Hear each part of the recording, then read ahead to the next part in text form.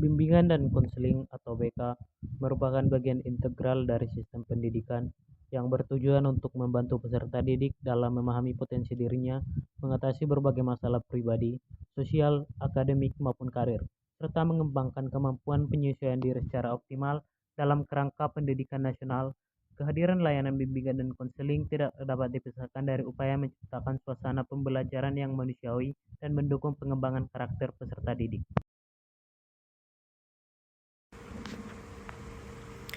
Prinsip-prinsip bimbingan konseling. Prinsip bimbingan konseling menurut Khairil I, untuk menjalankan program bimbingan, prinsip-prinsip bimbingan dan konseling didasarkan pada studi teoritis dan pengalaman praktis tentang sifat, perkembangan, dan kehidupan manusia dalam konteks sosial budaya. Prinsip-prinsip yang diuraikan dalam bimbingan dan konseling adalah sebagai berikut. A. Prinsip umum. 1. Berpusat pada individu. Layanan bimbingan harus fokus pada kebutuhan dan perkembangan individu yang menerima bimbingan. Kedua, mengatasi kesulitan. Tujuan bimbingan adalah membantu individu untuk mandiri dalam mengarahkan dirinya sendiri dan mengatasi berbagai kesulitan dalam hidup. 3. Fleksibilitas.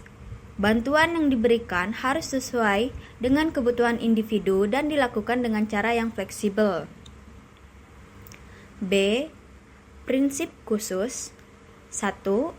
Terkait dengan peserta didik, layanan bimbingan harus tersedia untuk semua orang, tanpa mengira usia, jenis kelamin, suku bangsa, agama, atau status sosial ekonomi.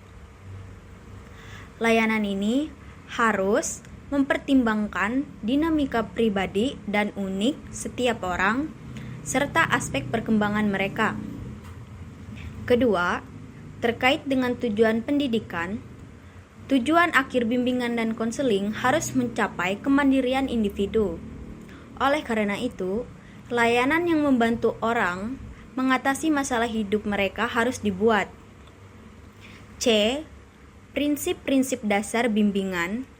Selain prinsip umum dan khusus yang telah disebutkan sebelumnya, ada beberapa prinsip tambahan yang dapat digunakan oleh konselor untuk memberikan layanan bimbingan dan konseling, yaitu 1. Berkaitan sasaran pelayanan. 2. Berkaitan problematika individu.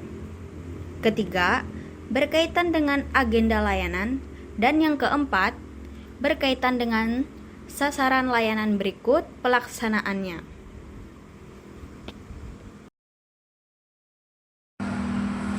Baiklah, materi selanjutnya yaitu hambatan dan solusi dalam pelayanan. Hambatan, keterbatasan sumber daya, kurangnya dana, personel dan fasilitas yang memadai dapat menjadi hambatan dalam memberikan layanan bimbingan dan konseling yang efektif.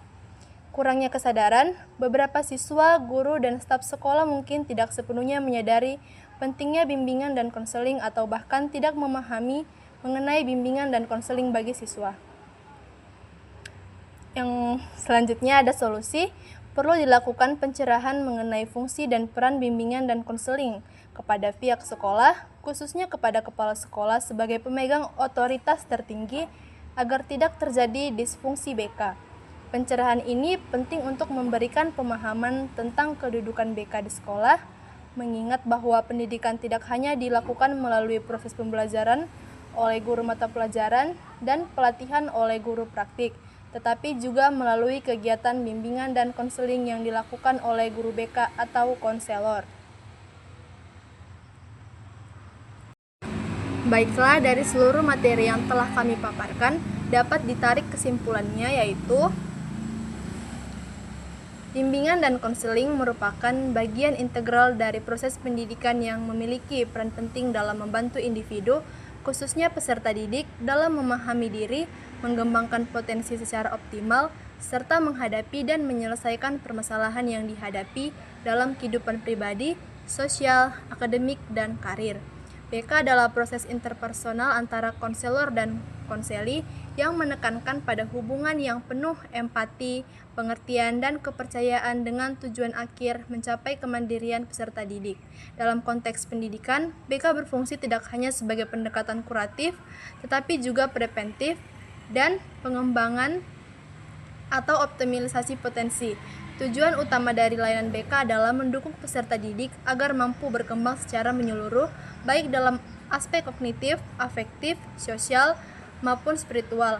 BK bertujuan mencegah munculnya masalah yang menghambat pertumbuhan, mengatasi permasalahan yang sudah terjadi, serta mendorong peserta didik untuk meraih perkembangan pribadi yang maksimal.